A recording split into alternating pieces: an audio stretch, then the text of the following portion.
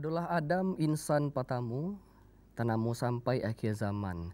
Ado salam dan utamu, bahkan tak jawe kadun sanak budiman. Assalamualaikum warahmatullahi wabarakatuh. Nusanak budiman, tak biasa basuh balik kita dalam budaya alam Minangkabau. Tak biasa nusanak di budaya alam Minangkabau, tentunya kita mangkek tema-tema, topik-topik permasalahan seputar adat dan pastinya menarik untuk kita bahas. Dan tema kita kini Nusana adalah asal usul orang Minangkabau. Lebih menariknya lagi Nusana, di studio Faru Allah Basamu narasumber yang luar biasa, yaitu Bundo Putih Reno Raudatul Jannah Taib atau lebih dikenal dengan Bundo Rauda Taib. Assalamualaikum Bundo. Waalaikumsalam Sehat Bundo. warahmatullahi wabarakatuh. Sehat Bundo? Alhamdulillah. Alhamdulillah. Nah, ku Bundo, mode Faru sampai tadi ku Bundo. Tema kita kini ko asal usul orang Minangkabau. Nah, penasaran sih kok Bundo, asal usul orang Minangkabau. Untuk itu langsung salah ke Bundo. Nah, Faru kesempatan. Ya, assalamualaikum warahmatullahi wabarakatuh. Waalaikumsalam. Para sanak budiman di mana saja berada. Kini awak mencoba mencari tentang diri awak orang Minangkabau. Sebab kecil orang tidak tahu sejarahnya akan samu Jokaro gitu. Nah, jadi sebenarnya sebelum awak membahas topik awak Riko, yaitu tentang asal usul orang Minangkabau, dan perlu awak pahami dulu, kalau awak belajar tentang adat dan kebudayaan Minangkabau, itu tentu ada sumber untuk awak belajar. Tidak bisa awak menghayal-hayal aja. Sumber di orang Minang, yang pertama sumbernya dari Tambo, yang kedua sejarah. Nah, jadi awak kalau belajar tentang Minangkabau harus awak cari dari dua sumber itu. Ba'a menurut Tambo, ba'a menurut sejarah. Apapun yang awak ingin pelajari. Tambo kok itu semacam bahasanya bahasa sastra. Jadi yang dibuat di nenek moyang awak sesuai dan bahkanlah dituliskan. Tambo kok menurut para ahli, terutama Pak Dr. Edward Jemaris ya, yang sengaja membuat disertasi tentang Tambo kok, lah ditemukannya Tambo itu ada 47 buah. 30 di Leiden, 10 di Jakarta, 7 lain Basera, ada di Tropen Museum, ada di Belanda, ada di Inggris. Gitu. Kemudian awak itu tidak pernah awak membaca dah. Dari Tambonan itu, ada kemudian nan awak kenal pada umumnya kini, itu Tambonan ditulis oleh beberapa orang. Nenek moyang awak, atau bapak-bapak awak, atau datuk-datuk awak. Ada 9 Tambonan ditulis balik. Dari 9 tuh, masing-masing punya versi masing-masing. Ada perbedaan. Tapi ada nan dipertahankannya, mereka tidak berbeda pendapat tentang tokoh di dalam Tambo itu. Ada 7 tokoh. Ada Sri Maharaja Dirajo, ada Putih Indojati, ada Cati Bilang Pandai, ada Datuk Ketumanggungan, Datuk Perpatian Sebatang, Datuk Suri Dirajo. Itu tetap ada. Tapi baiknya lain adalah disesuaikan dengan interestnya masing-masing. Tapi Tambo kok di orang Minang inyo percayai atau inyo yakini lah boleh dikecen betul. Kalau sudah itu ada sumber lain sejarah. Sejarah kok tentu berdasarkan kajian-kajian para ahli di lembaga-lembaga penelitian di universitas misalnya secara ilmiah itu. Kemudian tentu timbul masalah apa beda Tambo jo sejarah. Tambo kok kini sebenarnya lah diakui sebagai sumber sejarah. Namanya historiografi. Dan itulah menjadi bahan kuliah di universitas-universitas di dunia. Historiografi. Jadi di dalam historiografi itu mungkin ada benda dan awak temui, ada tuturan, ada cerita-cerita rakyat, misal itulah diambil sebagai sumber sejarah. Kemudian kalau sejarah itu kan dikaji, ada peristiwanya, ada tarikhnya, ada pelakunya. Sementara di Tambo ada peristiwa, pelaku ada tapi tarikh boleh kecen tidak ada. Jadi kalau wak rujuk cerita sejarah, cerita Tambo, misalnya asal-usul nenek orang Minangkabau menurut Tambo, itu dari Sri Maharaja Diraja. Sri Maharaja Diraja kok anak di Iskandar Zulkarnain. Iskandar Zulkarnain ko anak bonsu Nabi Adam jo bidadari dari Serugo. Nah, kemudian Iskandar Zulkarnain beranak laki-laki 3 orang. Ado dan cie marajo dirajo nampai ke benua Rum, ado nampai ke benua Cino, ado nampai ke Nagariawa nan Sri Maharaja diraja. Kalau awak tanya bilo tuh, ndak do tarikh yang pasti. Tahunnya tahunnya tapi peristiwa. Peristiwa itu ada. Nah, misalnya contoh orang Minang, bilo lahir aja. Ketika hari kampu perang panjang. Bilo tahunnya, tidak tahunnya dah. Tapi peristiwa itu. Tapi orang Minang ini meyakini Tambo itu. Dan nyo percaya ke sejarah. Itu dilematis orang Minang. Jadi awak mencari asal usul itu jo.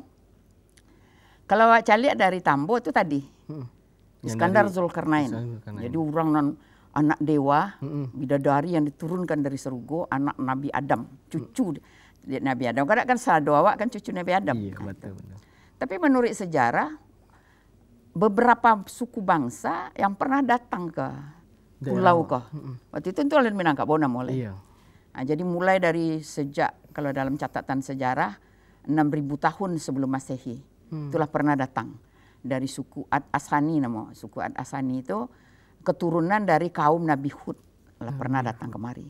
Kemudian berikutnya setiap datang suku-suku itu datang supaya mencari sesuatu. Nah, dulu kalau dari sejarah awak cari ya, nan dicari orang ke Nagariawa ko, ke Pulau Perca ko, itu kamper atau kapur barus dengan lado atau merica. Nah, kapur barus ko peguno di orang yang pertama untuk mengawetkan mai. Jadi mumi-mumi itu bahan pengawetnya itu adalah kamfer. Kamfer itu tidak kapur barus nawak bali-bali di pasar ko do. Ini gatah kayu. Dalam Al-Quran ada disabuin kafur dalam sebuah ayat. Itu mengko datang berlomba-lomba kemari. Kemudian dari akibat itu berbagai-bagai lah suku bangsa yang datang ke Nagariawa ko. Dari kedatangan mereka itu kemudian terjadi perkawinan campuran dan segala macam. Itulah asal usul awak. Mangko kalau awak cari orang Minang ko bantu akan beda-beda. Ada yang bantu India, ada yang bantu Cino, ada yang bantu Arab, ada yang bantu macam-macam. Itu. Jadi awak berasal dari keberagaman. Cuma ada yang menarik, ada awal akhir-akhir kok, ada hasil penelitian seorang ahli tentang peta genetik. Jadi keceknya orang Minang kok punya PAPU sendiri. Rumpun sendiri. Punya rumpun sendiri. Tidak sama aja suku-suku bangsa nan lain nan ada di Indonesia. Jadi itu menarik juga untuk jadi kajian dari awak. Itu barangkali. Ada setiap suku bangsa yang datang tuh, nya membawa aliran kepercayaannya. Kalau awak cari dari pada awal-awalnya, awak cari baa mengkurang Minang ko bilo dapet denyo petunjuk basuh alam tekambang jadi guru. Itu kan ajaran mulo orang nambah raja ke alam itu kan Nabi Ibrahim. Waktu nyo cari mencari Tuhan bulan atau Tuhan atau tahu datang matahari Tuhan. Jadi nyo mulai memperhatikan alam sekitarnya. Jadi orang Minang tuh di situ nyo memperhatikan lingkungan hidup. Dari situ nyo beraja. Kalau awak cari mengkurang Minang tuh terkenal dengan kearifan yang luar biasa. Contoh misalnya, gabak di ulu tando ke hujan, cewang di langit tando ke empane. Itu bukan sekali cali bahasanya bisa mengecek bentuk itu. Itu mengamati beribu-ribu, mungkin berkali-kali. Dan itu kecenderungan ilmiah. Ilmu kok kan diambil dari hal-hal yang seperti itu. Misalnya orang beraja gravitasi. Kan waktu ahli gravitasi itu duduk tuh jatuh buah apel, bako jatuh, bako iko, barunya tahu, bako dak kate jatuhnya, bako ke bawah. Bantu itu orang Minang. Jadi sabananya, awak harus bangga sebagai orang Minang. Dari ajaran budaya awak, orang Minang kok punya kecenderungan meneliti, punya kecenderungan untuk ingin tahu, dan itu kecenderungan orang-orang yang cerdas. Berarti awak tuh dari pertama-tama tuh dari awalnya tuh lari untuk berpikir. Ya, memperhatikan apa nan nado di keliling awak. Dan awak cari misalnya awak pelajari simbol-simbol yang dipakai, tanda-tanda yang dipakai itu kan diambilnya dari lingkungan. Dan diambilnya itu Indak sembarang-sembarang ambil, dipilihnya. Misalnya tentang budi pekerti misalnya. Nang kuriak kundi, nan sirah sago. Nan bayek budi, nan indah baso. Bangko kundi itu nanyo ambil, jo sago. Bangko ndak jaguang misalnya. Bangko yang lain. Bangko ndak yang lain. Ternyata bundo orang bidang bundo swananya itu ahli benih. Nah, jadi guru besar bundo, doktor bundo itu. Jadi memang benih sago jok kundi itu, inyo ndak akan berubah lagi sejak mulai terjadi pembuahan. Jadi itu yang dilambangkan untuk budi. Nah, batu. Misalnya nyambil kalau paku. Kalau paku. Itiak pulang patang motif-motif ukirannya. Tantadu berarak. Itiak pulang patang, baa jalan itiak pulang patang di maju itiak di dunia apa? Samo. Kecuali kakinya patah. Habis itu juga kalau paku dengan rekayasa apapun, tidak mungkin keberubahnya tetap pakai lo. Berarti itu yang ambil simbol, tidak sesuatu yang temporer. Allah nampak dan jauh kamu. Jadi awak bisa mensiasati kalau ada gium misalnya, nan temporer sifatnya, berarti itu baru. Jadi misalnya tigo tungku sejarangan misalnya. Kini susah mencari tigo tungku sejarangan. Jangan 20 tahun 30 kan dengan datang lah. Iya. Nah, tigo tali sepilin misal. Kini serat optik beribu-ribu pilin. Iya. Nah, jadi kan ketinggalan awak tuh. Orang Minang tuh cuma lompet di zamannya, melompet di pengetahuan kecek orang Indaruang ya. Kami telah berbuat sebelum orang lain memikirkan. Itu orang Minang. Iya. Masya Allah. Nah itu tadi Bundo kok kan asa awak tuh dari sagalo bangso tibo gitu ya Bundo. Makanya awak kok bantuknya baragam gitu. Beda sama bangso lain mungkin sawantu asadonya itu Bundo. Nah, baa dengan asa bahaso atau kata orang Minang. Apakah bahaso kok lah dari dulu juga Bundo? Iya. Kok kan dek lah bahaso. Iya bahaso itu tentu bercampur-campur. Bercampur-campur. Misalnya bangku orang Arab bahasa Arab. Orang Minang bahasa Indonesia. Nah, bentuk itulah bahasa Indonesia itu kan dibentuk dari berbagai-bagai bahasa yang ada. Dan yang dominan itu adalah bahasa Melayu, bahasa masuk bahasa awak, bahasa Minang. Bentuk itu. Jadi masyarakat yang daya nalarnya yang kuat itu rata-rata mereka berbahasa lebih kuat gitu. Lebih jelas gitu. Berarti bahasa itu bisa jadi kecen lo kok mungkin lah peragaman bagabungnya. Lah bergabung kan kalau pelajari bahasa Minang itu kan ada serapan dari bahasa Arab, dari bahasa Belanda, dari bahasa macam-macam. Iya Bundo. Nah itu tadi bahasa ya Bundo. Nah bagaimana dengan apa boleh Bundo syariatnya orang-orang dulu tuh Bundo. Iya. Nah, jadi kalau Wak Calik tadi kan Bundo lah nyinggung tadi. Orang Minang tuh lah berguru ke alam. Lah lama lah. Sebelum ada Islam masuk secara syariat. Nah, jadi waktu Islam masuk itu tidak jadi problem dah. Klop aja. Sebab alam terkambang itu kan ayat-ayat kauniyah yang dihamparkan oleh Tuhan. Kemudian baru turun Al-Quran yang dibawa dari Nabi Muhammad. Nah sebelum itu kan ada Nabi Ibrahim, kaum Nabi Hud, nah, segala macam, Nabi Sulaiman. Nah lah kaumnya tuh lah sampai kemari. Nah, jadi waktu Islam disempurnakan di Tuhan dengan turunnya Al-Quran, di orang Minang mamaduan seleh antara ayat-ayat kauniyah juga ayat akliyah. Berarti ketika Islam masuk pun tidak ada pertentangan. Tidak ada pertentangan. Makanya murah masuk. Murah masuk. Kalau untuk adat-adatnya orang dulu tuh sampai kini ada yang mungkinlah hilang nak Bundo kira-kira? Ya orangnya itu dalam perkembangan dalam baanya penguatan akidahnya setelah Islam masuk itu yang pertama kali dilakukan di orang Minang terutama tentu ulama-ulamanya. Itu menseleksi, edit, adat atau budaya dan tidak sesuai jo agama itu langsung dikat. Nah, jadi awak perlu jo maupun membedakan ada adat, ada budaya. Ada kini orang kini kan sama saya adat di budaya. Contoh misal baju kurung basiba kok bukan adat, itu budaya. Cara makan itu budaya. Tapi dan adat itu cara berpikir, cito-cito, keinginan. Akhlak terutama. Emang kok ada adat dipakai baru, kain dipakai usang. Jadi kalau berkainnya artinya atribut, benda-benda itu akan usang. Tapi adat dipakai baru. Adat itu akhlak.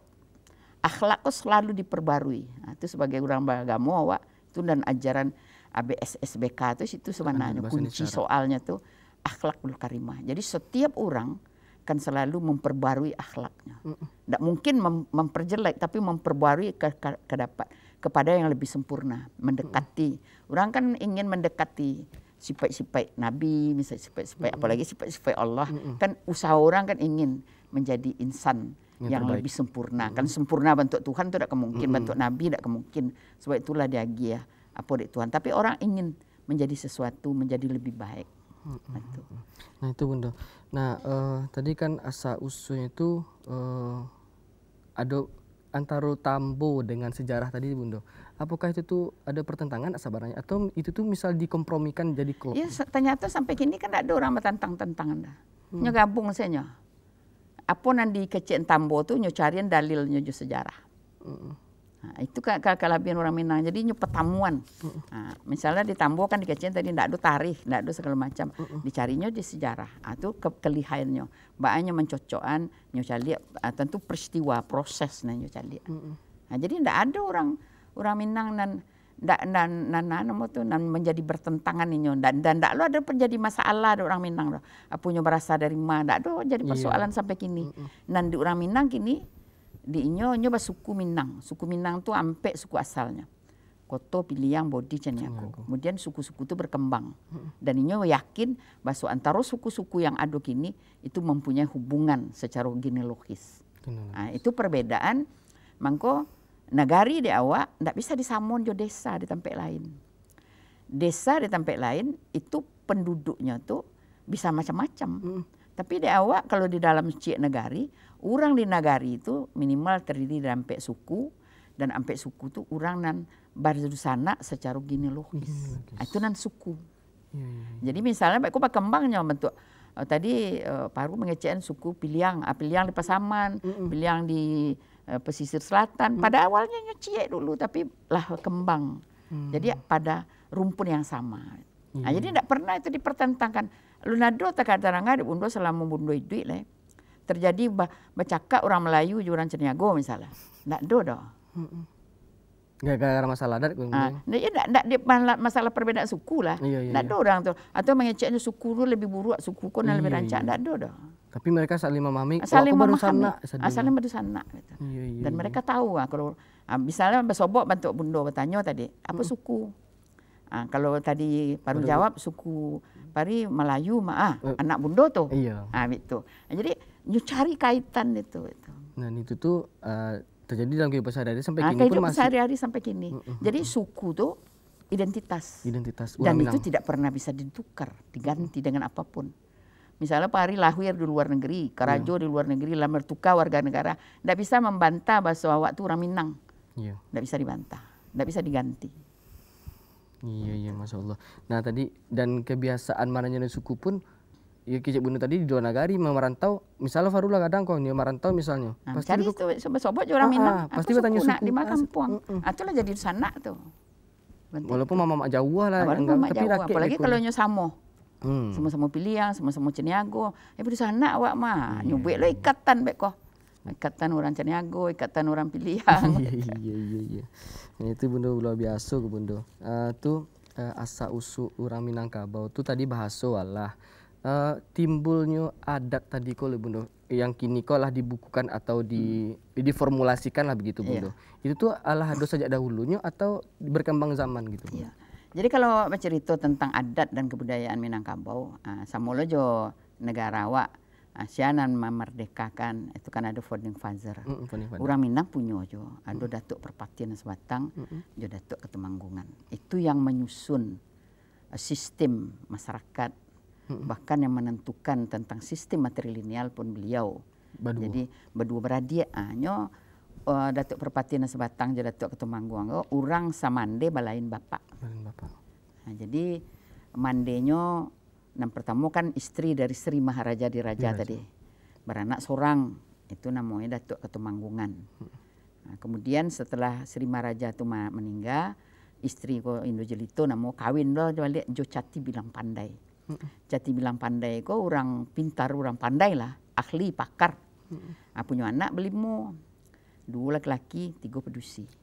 Salah seorang dari anak laki-laki itu Datuk Perpatian Sebatang. Jadi kedua-dua orang tuh punya pikiran macam-macam menurut Tambo tuh Datuk Perpati kok pengen merantau. Merantau, itu cie. Pengen merantau tuh ndak pengen jadi TKW dah. Pengen mencari ilmu. Baliknya dari perantau tuh basuo lainnya jo sistem demokrasi itu. Itu cerita kalau awak cerita jo bahasa hari kini ya. Demokrasi. Jadi basuo lainnya baliknya kecek kakak ko nang Datuk Ketumangguang ko apa tuh Mangguang ko kan rajo. Apanya rajo tinyo apanya mati nyo menggantian jadi rajo. Aku ada sistem bentuk ko ada itulah kalau cara kini. Nanti tuh kakak ko menolak. Akhirnya terjadilah pertikaian perbedaan pendapat. Ada namanya CN perbedaan tuh hanya sampai perbedaan pendapat. Tapi ada juga namanya CN sampai bercakap. Iya, sampai batikam. Tapi nan hidup sampai kini di masyarakat, inyo bercakap tuh indak inyo betusuk-tusukan dah. Tapi batu nanyo. Tusuk. Itu banyak lo sejarah kalau cerita tuh. Jadi setelah batu tuh tambuk kedua-dua pedang, kerisnya dua-dua sama masuk. Bersepakat lah nyo sama-sama pakai salah. Baru nyo bagi daerah tuh. Nah, Datuk Ketumanggungan, inyo daerahnya Kabungos Tangkai, di situ sistem otokrasi, inyo langsung jadi rajonya. Nah, Datuk Perpatian Sebatang mendirikan lo kerajaan Dusun Tuo namo. Nah, adiknya tetap tinggal di Periangan. Sudah tuh adik pedusi kan ada 3, cik-cik masing-masingnya bawa adik tuh ke tampeknya masing-masing. Jadi waktu kaman buat suku, kasiaba suku awak, ke bapak awak atau ke baa. Kalau ke bapak tentu tidak sama dah. Nanti apa rajo? Nanti orang biasa. Tentu tidak setaraf. Akhirnya mandewa kan cie. Jadi sama-sama bersuku ke mande. Jadi sistem masyarakatnya berbeda. Ada otokrasi, ada demokrasi. Tapi nama ngabek kedua sistem itu matrilineal. Bersuku ke mande. Itu kalau bahasa sederhananya itu mudah dipahami. Berarti matrilineal itu bahasa dari karenanya induknya sama. Makanya diambil. Jadi kalau diambil dari bapak ada perbedaan kepincangan. Nanti rajo. Nanti orang biasa. Tentu tidak sama. Tapi dengan mande yang sama. Ternyata itu dasar. Itu yang bisa masuk akal. Iya. Nah, Gubundo, ada yang agak penasaran Faru Gubundo dalam masa sehari-hari. Kan suku nan apa tuh kan Koto, Piliang, Bodi, Canyago. Nah, suku Melayu ko ada yang mengecen ko suku Rajo ko kece kan. Nah, Faru suku Rajo ko suku Melayu ko apakah turun dari Nampe ko atau memang suku Rajo? Betul lu Bundo. Tahan dulu Bundo. Nah, aku menarik ke Bundo. Nah, pemirsa Nusana Buniman, tahan pembahasan menarik dulu sama Bundo. Kami di studio mau undang Pulau Dosana untuk berdiskusi bersama kami di studio di line telepon 0751463133 atau di nomor telepon yang tertera di layar kaca Dosana Beko. Awak tahan dulu Dosana Beko balik setelah nan berikut ko. Hai guys, tahu nggak sih? Sekarang TVRI Sumatera Barat dapat diakses dimanapun dalam genggaman kita. Bener banget, dapat disaksikan aliran langsung atau live streamingnya di www.tvrisumbar.co.id. Di Facebook dan YouTube. Di aplikasi TVRI Klik pada Android dan iOS serta aplikasi Kugo Nin Media. Bagi kalian lagi mager, tinggal klik ponsel pintar kalian, keren kan? TVRI, media pemersatu bangsa.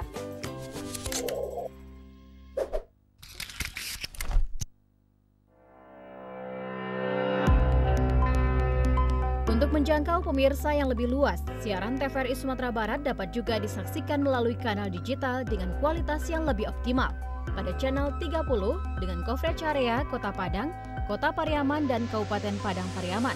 Channel 32 dengan coverage area Kota Solo, Kabupaten Solo, Kota Sawah Lunto, Kabupaten Sejunjung, Darmasraya, dan Batu Sangkar. Channel 29 dengan coverage area Kota Bukit Tinggi, Kabupaten Agam, Kota Padang Panjang, Kota Payakumbuh, Kabupaten 50 Kota, dan Tanah Datar. Channel 42 dengan coverage area Simpang 4 Air Bangis. TVRI, media pemersatu bangsa.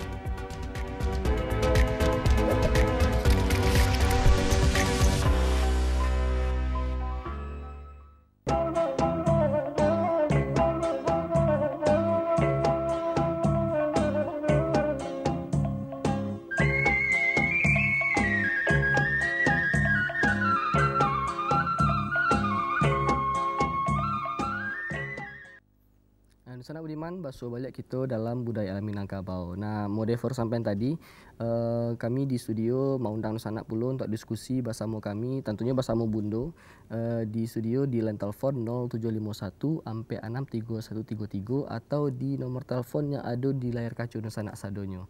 Nah, ke Bundo, lainnya tadi pembahasan yang tergantung ke Bundo, suku Melayu, asal suku Melayu tu.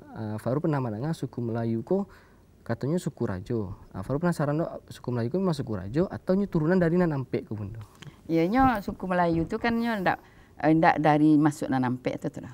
Jadi memangnya kalau wak calik secara apa memang pada umumnya kalau wak nawak data balik ya, kerajaan-kerajaan yang pernah ada itu kan banyak sekali.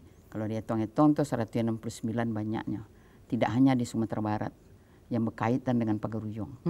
Artinya bisa kirim rajo dari siku atau dinobatkannya orang di situ gitu. Nah, jadi pada umumnya memang nan rajo-rajo itu suku Melayu. Pada umumnya. Gitu. Berarti batu yang ada yang Ferdanga tuh suku Melayu ku suku rajo. Berarti itu batu Ibu Ando? Iya, pada umumnya betul. Pada umumnya begitu. Berarti kalau pahami kalau daerah Melayu kan yang pahami kan itu kan laweh tuh. Banyak. Nggak Sumatera Barat aja ada Iya, ya kan ada Melayu Riau, Melayu Bugis, Melayu macam-macam. Berarti bisa kecian Riau, Sumatera Utara, Medan contoh Bundo. Iya. Itu daerah awak juga dulu tuh Bundo. Minang. Kalau dikaji itu kan Bundo kecian tadi mana 169 tuh sampai ke Malaysia, sampai ke Sulu, sampai ke Filipina, sampai ke Thailand. Ada orang Minang yang dikirim menjadi rajo. Jadi mangko Cik Bundo tadi kalau dulu orang merantau tuh tidak jadi TKW dah Cik Bundo. Jadi rajo, jadi ulama. Jadi Bundo pernah pengalaman pai menghadiri festival keraton di Luwu di Sulawesi Selatan. Jadi ada situ kuburan ulama yang dihormati di masyarakat di situ. Di akhirnya gala Datuk Fatimang nama. Nah, ini sebenarnya Datuk Sulaiman galanya. Itu ulama yang dikirim diminta di orang Sulawesi itu menurut sejarahnya. Ini kan waktu itu Sulawesi itu adalah Islam nih. Rajo Bone, Goa, Talo, Luwu. Nah, jadi dikirimlah utusan pai ke Aceh Darussalam meminta ulama. Aceh tak bisa mengirim ulama waktu itu. Nyo suruh pai ke Pagaruyung. Pailah nyo ke Pagaruyung. Pagaruyung lah mengirim ulama 3 orang ulama, sudah itu salah seorang putra rajo. Itu pada abad ke-16. Kalau berdasarkan catatan orang di Luwu tuh 1602 itu ulama tuh tiba di Sulawesi. Tapi orang menganggap awak Islam masuk dari Aceh. Kok pada abad ke-16 Aceh tidak punya ulama? Maka meminta suruhnya minta ke awak Ibunda ya. Dan orang Sulawesi itu menganggap Sulawesi Selatan kalau tidak datang ulama dari Pagaruyung sampai kini belum tentunya ke Islam. Soalnya kan berkiblat ke Toraja. Jadi menarik cerita itu cerita orang dan leafletnya udah baca kan. Jadi mangko sampai orang mulanya lah datang ulama tuh jauh dalam perjalanan tuh 1602 baru tibanya di situ. Nah, jadi sampailah diantarlah ke Rajo Luwu yang paling tua di situ. Jadi ke Cik Rajo Luwu kok ndak percaya langsung aja dah, uji macam-macam ujian. Tapi ujian terakhir ceknya nyo campaan cincin kerajaan itu ke dalam Lawi. Itu cerita masa mereka di situ. Ambil cincin tuh ceknya. Kan orang Lawi banyak mencari itu. Di ulama awak kok nyejantik saya Lawi itu. Melompek ikan. Masya Allah. Tangkuknya ikan tuh dari dalam paru ikan tuh bersobok cincin tadi. Langsungnya basah hadat Raja Luwu. Ambil itu cerita di situ bukan cerita Bundo. Berarti cerita orang tuh kok bisa tertarik masuk Islam. Jadi sangat mulia adiknya. Iya. Adik ada di Sandrabone namanya. Ada di Palu nama, ada kuburan-kuburan dan ulama dari awak menjadi tampak orang berziarah. Orang awak dihormati. Kalau di Palu itu Datuk Keramat nama. Berarti kan ada Datuk Ditiro, Datuk Patimang, Datuk Mahkota itu yang dikirim. Ada Raja Masyhur, itu yang dikirim sama Islam kan sampai ke Sumba, sampai ke Flores. Di Manggarai itu ada kerajaan Islam dulu Todo Pongkor namanya. Tapi kemudian karena di situlah dibuat sekolah seminari, keturunan awak tuh nyola jadi Kristen. Iya Bunda. Tahu tanu Bunda ada telepon yang masuk. Oke. Assalamualaikum. Assalamualaikum budaya Minangkabau. Halo, assalamualaikum. Waalaikumsalam. Dengan Ibu Syadima Bu. Bu Yesi di Padang Pasir. Bu Yeti, Bu. Oke. Iya. Silakan pertanyaan Ibu, Bu. Nah, yang ini mau tanya. Bunda, Assalamualaikum Bunda. Waalaikumsalam, Bu Yeti, Bu Yeti. Oh, suku Ambo kebetulan si Kumbang. Pengen tahu lo silsilah dari suku Kumbang kok apa lo Bunda? Itu menurut dari orang Gai Ambo. Kalau suku si Kumbang kok nak boleh kawin sama suku Kumbang lo dong. Bapak Caniago kok boleh? Ya itu ya Bunda. Assalamualaikum. Waalaikumsalam. Terima kasih banyak Bu Yeti di Padang Pasir. Dua pertanyaan kok Bunda. Nyo asal usul Kumbang kok di mana? Tu pak kok nak boleh? Mungkin kok kadang-kadang dari apanya kehidupannya si Kumbang sama Kumbang nak boleh, tapi sama Caniago boleh. Batu atau tidak tu Bunda? Jadi kalau Wak Cali dari sejarah perkembangan suku-suku ya. Dari suku Nanampek tadi, Koto, Piliang, Bodi, Caniago. Si Kumbang kok termasuk Koto Piliang. Oh, turun dari Piliang tuh? Dari Koto Piliang, si Kumbang. Jadi kini dari suku Nanampek tuh lebih hampir 200 suku. Banyaknya, kembangnya gitu. Jadi beko awak menselusuri awak cari masing-masing gitu. Sudah itu masalah perkawinan itu kan ada nandi dak dibulian di orang Minang secara adatnya ya. Kawin sesuku. Sesuku dalam pengertian ciek pengulu. Jadi ciek pengulu tuh kalau dak jaleh status tempat duduk. Itu. Jadi secara agama dibolehkan. Tapi dari perkembangan ilmu pengetahuan ternyata kawin yang terlalu dekat tuh akan menghasilkan keturunan yang kurang, pada umumnya lemah, resesif. Jadi di agama kan itu jo. Kalau ada banyak keburukannya, mulia ditinggalkan kan itu. Iya, nan hal-hal nan bersifat indah akidah ya. Jadi bantu itu. Jadi ada suku lain, misal Caniago sama Caniago. Ada beberapa daerah yang mulianya kawin rakyat-rakyat. Ada beberapa daerah. Itu kan tergantung perkembangannya apanya itu. Tapi nan ajaran secara menyeluruh itu tidak boleh kawin sesuku. Itu misalnya kan cik datuk itu cik rumah gadang. Jadi beko kalau ada acara-acara di rumah gadang itu kan ada aturan duduk. Duduknya ke tempat semando. Nyo kecil orang awak mamak rumah mah. Pindahnya duduk ke mamak rumah. Awak semando mah ada tempat duduknya dari rumah. Itu secara dahulunya waktu itu. Makanya dilarang kawin sesuku. Yang anda penasaran lo Faru Bundo? Tadi kan letaklah Piliang, mungkin turun ke bawahnya ada si Kumbang gitu loh. Nah Piliang sama turunannya kok beberapa turunannya itu boleh nggak nikah tuh Bundo? Ibu kalau lah Jawa kan prinsipnya tadi kan itu. Lah Jawa.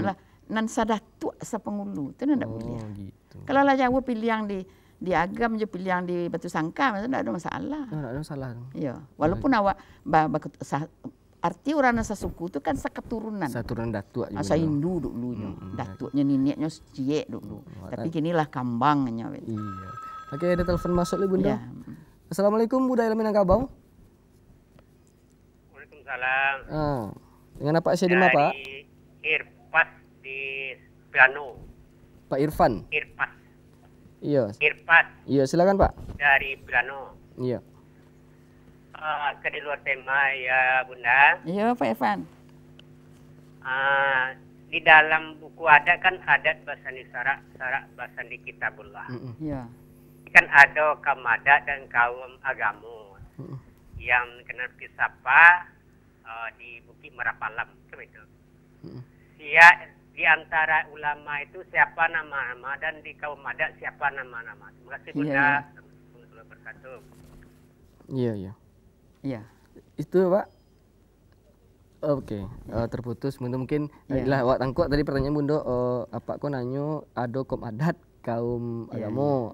Jadi kaum adat kok sia-sia kaum kamu sia-sia. Jadi kalau Wak Cali terbentuknya atau kesepakatan tentang adat Basandi Sarak Basandi Kitabullah itu ada beberapa pendapat ya. Pendapat kok dalam pengertian tarikh waktu. Ada yang mengecen bahkan dalam beberapa buku ya. Bahasa adat Basandi Sarak Basandi Kitabullah kalau dipatrikan itu pada awal abad ke-15. Yaitu pada saat Raja Pagaruyung nan pertama masuk Islam. Itu Sultan Alif Khalifatullah yang merubah kerajaan Pagaruyung itu menjadi Kesultanan Pagaruyung. Jadi waktu itu awak calik dari asal usul tadi, nama bagai-bagai tadi, ini kan membawa kepercayaannya, membawa budayanya. Adonan budayanya misalnya marato imai misalnya. Adonan budayanya marayuan basu arwah tu datang ke rumah sesudah mati. Iko kok banyak hal nandak setelah Islam masuk ndak sesuai lah jo Islam. Waktu itulah bersepakatlah Sultan Alif Khalifatullah ko jo Datuk Bandar Putih di Sungai Tarap untuk inyo sepeguruan ko mengaji ke Aceh ko jo ulama-ulama di Aceh. Jadi nyobueklah apa ko tentang adat pesan di sarak pesan di Kitabullah tu itu ada 5 balai ayat, 5 balai pasal ya, terdiri dari 90 ayat. Sebenarnya di dalam tu undang-undang adat sebenarnya. Jadi apa-apa hal-hal yang tidak sesuai dengan Islam itu tidak diberlakukan lagi. Kemudian dari perjalanannya tentu tidak bisa jadi langsung.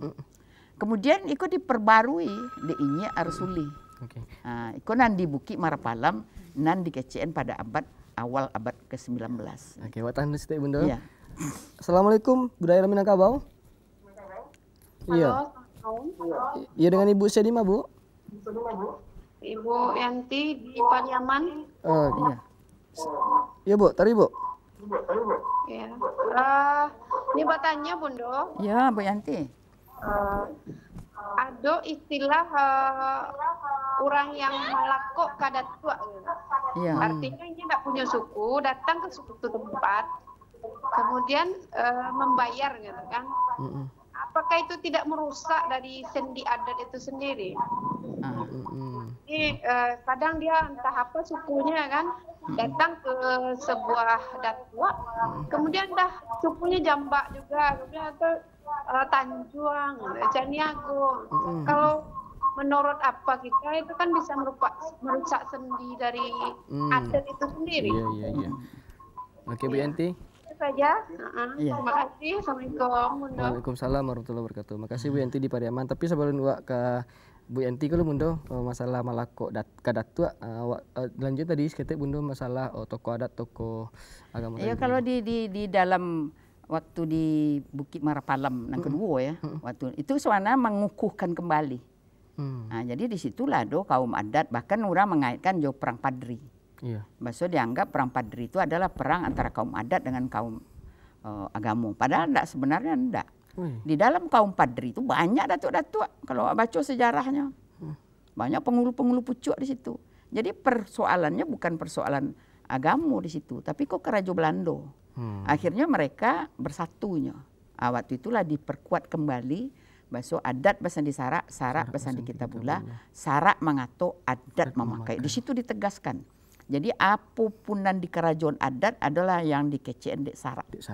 Kalau dulu sebelum itu lah di BUN apanya, tapi mungkin tentu alun kan beda jarak, mungkin 300 tahun lebih tuh. Iya, proses. Jadi itu jo mulanya kan prosesnya alam tekambang jadi guru dulu. Itu nan tadi nan mulu-mulu tadi. Sudah tuh mulai masuk agama syariat. Mulai dicari dan terus. Mulu-mulanya awu jo tabiang. Kalau dalam sejarahnya. Kalau awu jo tabiang kan sanda menyanda alun satu lah. Awu bersanda tabiang menyanda gitu. Itu alun mix lah. Iya.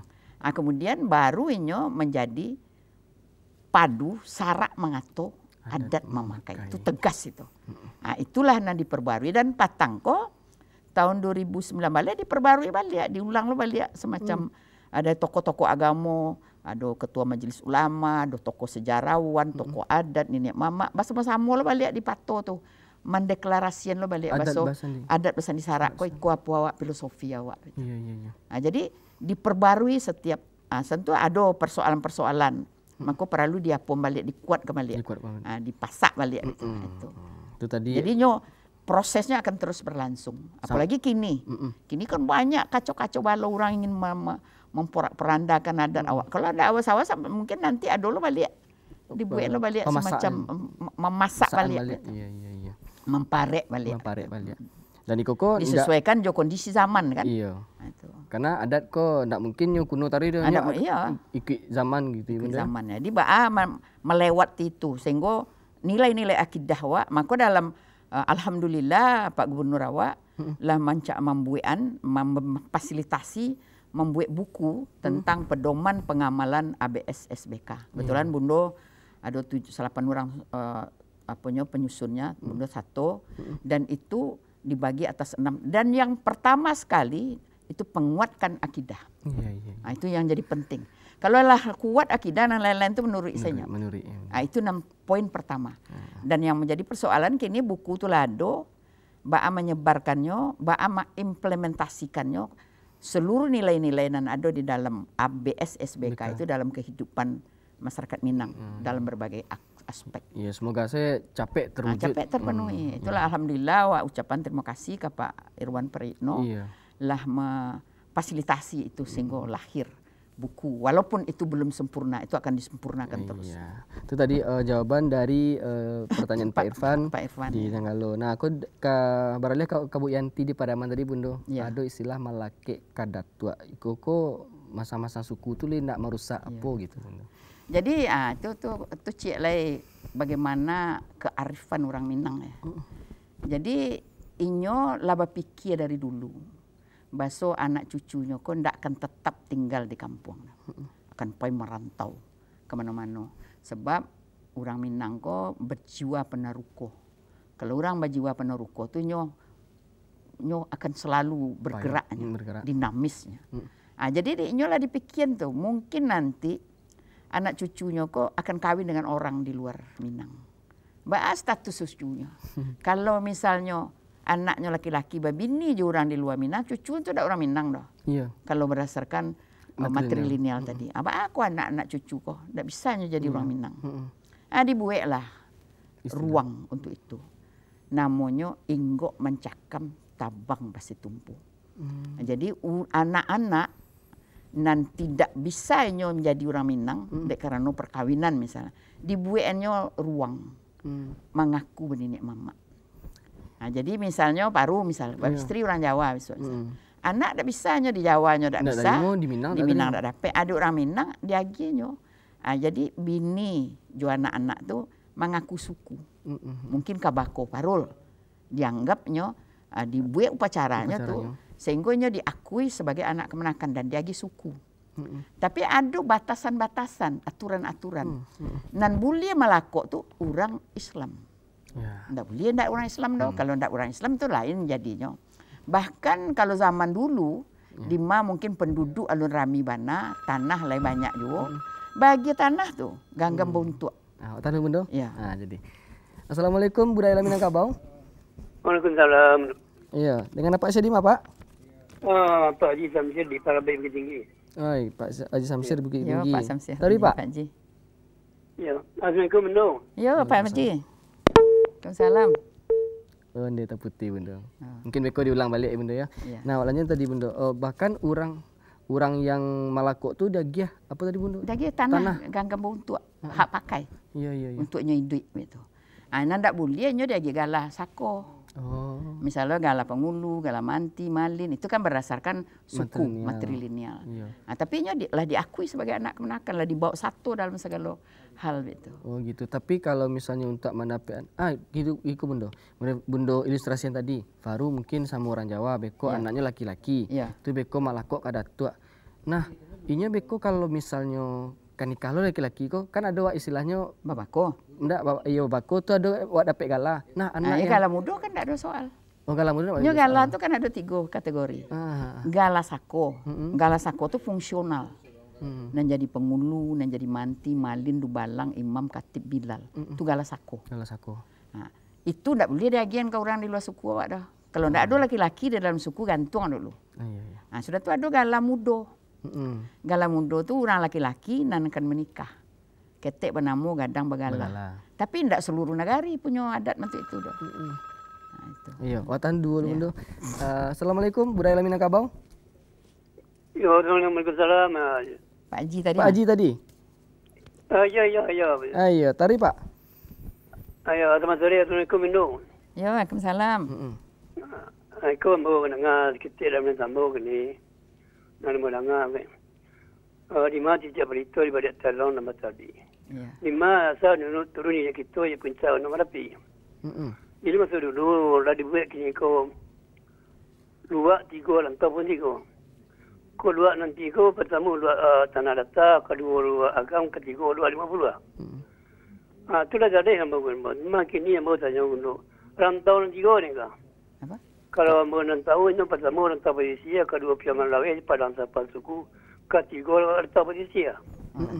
Cuma dia bawa dah tahu di mana ko jajaran bate-bate di Minangkabau ko ya. Di mana ni yang tak tanya untuk kata dia yang sama sekolah. Berarti bate-bate wilayah ya Pak ya? Iya. Ya, terima kasih Undo. Ya, sama-sama. Terima kasih Pak Samsir di Bukit Tinggi. Iya. Tadi dua gala wak bahasa di Bundo ada gala sako, gala mudo, acik lain Bundo. Gala sang sako. Gala sang sako. Gala sang sako ko makasih gala kehormatan. Misalnya diagi ke bentuk di Pagaruyung tuh magi ke presiden, Presiden Susilo, Megawati bahkan lah pernah diagi tuh. Gala sang sako kalau di perguruan tinggi namanya honoris causa. Honoris causa. Oh. Jadi tidak fungsional. Tapi gala sako kok fungsi. Nyo pengulu ada kaumnya, ada yang dipimpinnya, ada kawasan daerahnya, ada hak-hak asetnya. Nah, itu beda tuh. Nah, itu. Tapi kalau gala mudo kok inyo seumuanya, tidak boleh diturunkan dah. Iya. Jadi ketikonya kakawin dia gala mungkin bakonya magi ya. Iya. Mungkin mamaknya, mungkin mamak rumah istrinya. Bisa aja magi ya betul. Ada gala tu di imbauan untuknya tak diimbau mau ketek lah di rumah mentuonya betul. Tandanya lah kadang punya gala. Iya, punya gala. Ke pertanyaan Pak Samsir tadi Wak Limundo, Pak Ji Samsir, bateh-bateh wilayah Mundo. Jadi kalau awak cari dari Tambo ya, daerahku lah dibagi. Ada daerah inti, ada daerah rantau. Daerah inti itu terdiri dari 3 bagian, 3 luak namanya. Luak tanah datar, luak agam, luak 50 kota. Kemudian rantau itu dibagi lo ada rantau barat, pesisir barat ya, dan ada rantau timur. Itu. Nah, kemudian di mana bate-batenya? Ada di Buean, bate-bate Minangkabau itu mulai dari Sekilang Ayu Bangi, Durian di Takuk Rajo. Lawit dan sedidi, ombak dan berdabu banyak tuh. Iya. Ada orang menganggap itu hayal, tidak nyata. Padahal kami berdua kandung lah Madonna Patilas tuh. Itu daerahnya ada. Ada daerah tuh nan bateh itu. Nah, bateh dalam. Kalau awak cari dari perkembangan dari kerajaan Pagaruyung misalnya, bahkan Pagaruyung kok di kode KCN semacam Commonwealth. Iya. Nah, jadinya punya kaitan dengan kerajaan-kerajaan Nanado, ada yang terkait anaknya yang dikirim, ada kemenakannya yang dikirim, ada orang aparatnya yang dikirim. Jadi ada sampai klaster tuh. Ada namanya Sapia Balahan itu kalau padusi nampai. Yeah. Ada nama Kuduang Karatan laki-laki nampai. Ada Kapak Radai kembangan dari Sapia Balahan. Ada Timbang Pacahan itu kembangan dari Kuduang Karatan. Yeah. Nah, itu jumlahnya kalau sampai kini dan tercatat 169. Dan masing-masing mengakui bahwa ini moyangnya dulu itu bercikal bakal dari Pagaruyung. Bahkan ada dalam Tambonan Selapan, Tambo Darah misalnya, ada di Buean SK pengiriman itu. Sekali mengirim sekian, ada bukti-bukti pengiriman, ada bukti bantu di Negeri Sembilan misalnya. Sampai 3 kali Rajo Bajapui ke Pagaruyung.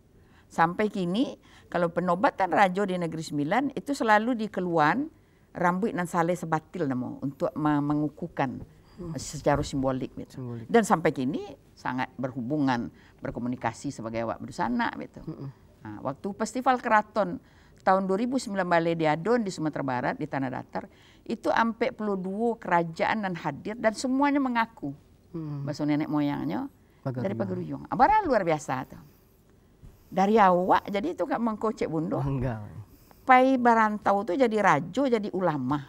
Bukan jadi TKW. Mempengaruhi. Itu zaman dulu. Iya. Bukan sekarang. Kini lah ada pesawat. Dulu lah ada pesawat. Lalu ada kapal nan hebat. Pakai perahu, pakai kudo. Banyak berjalan contoh ke Sulawesi tadi. Iya. Berapa tahun itu berangkek ulama tuh. Baru sampai di situ. Berapa luar biasa jiwa orang Minang tuh. Itu nan harus untuk orang muda-muda kini itu yang mesti dipelajari. Mesti diambil motivasi. Begitu ulet-uletnya tentang kebenaran. Maka orang-orang Minang tuh tidak mungkin orang bodoh, orang tidak taat bagamo bisa menyebarkan Islam, bisa jadi rajo di negari orang. Itu ulamo gadang. Ulamo sudah tu ada cek lain. Setiap pengiriman rajo-rajo tu di mana daerahnya waktu itu alun dibuka daerah tu lain. Tapi rato-rato itu sumber emas. Dari mana tahu? Apa ilmu dia? Iya. Untuk mencari, mangko dikirim rajo ke Sungai Pagu. Dikirim rajo ke Pesaman. Pesaman tu ada Parik Batu, Kinali, Sontang, Jambuli Kumpulan, Cubada. Itu banyak tuh rajo-rajonya. Itu daerah-daerah rameh. Jadi memang Bateh tadi itu ombak dan berdabu itu ke lautan Hindia. Iya. Lawit dan sedidi itu Selat Melaka. Kalau wak naik di ada tampek dan tinggi dah kayak kalau 9 tu kecil orang mudah pernah lah tapi cerita orang. Itu Selat Melaka tu nampak bentuk lawit, bentuk garis sedidi. Garis sedidi. Itu yang tadi gitu. Itu Bateh. Berarti Yubana Lawe. Iya. Sampai ke Palembang. Kalau awak cari sekilang Ayubangi itu katanya sampai ke Mulwabo Tapak Tuan tuh. Iya. Sampai ke Ilia ke Bandar 10 Muko-Muko Bengkulu. Iya. Sampai ke Ranau. Ada di sebelah pantai timur. Iya. Ada Palalawan, ada Bila, ada Penyengat, ada Siak Sri Indrapura, Bintan. Banyak. Masya Allah. Yo saunanya bangga awak sana. Bangga awak jadi kebudayaan awak tuh. Tidak mungkin orang yang tidak punya peradaban, tidak punya kebudayaan bisa menyebarkan pengaruhnya. Dan tidak pernah orang Minang Seisua menaklukkan atau mengambil daerah itu dengan perang. Dengan kebudayaan. Masya Allah. Samula kini ebo-ebo orang kan randang awak lah dicilok di orang Malaysia. Itu salah satu bentuk kekuatan budaya yang kuat. Itu bisa menarik orang. Dengan makanan aja bisa. Orang Minang mempengaruhi orang. Iya. Menarik sawananya Bundo. Tapi sayang mana waktu Bateh wakatu. Mungkin Bundo untuk tema kini kok asal usul Minangkabau, orang Minangkabau, Bundo aja lah kami kesimpulan seperti mana. Jadi pada sana Yang Budiman ya di mana saja berada. Sebenarnya awak mengkaji Minangkabau kok. Yang paling utama bentuknya, gunanya, untuk awak menyadari tentang jati diri awak. Dari mau awak, siapa itu. Sehingga awak menghargai diri awak, menghargai adat dan budaya awak, menghargai agama yang awak anut.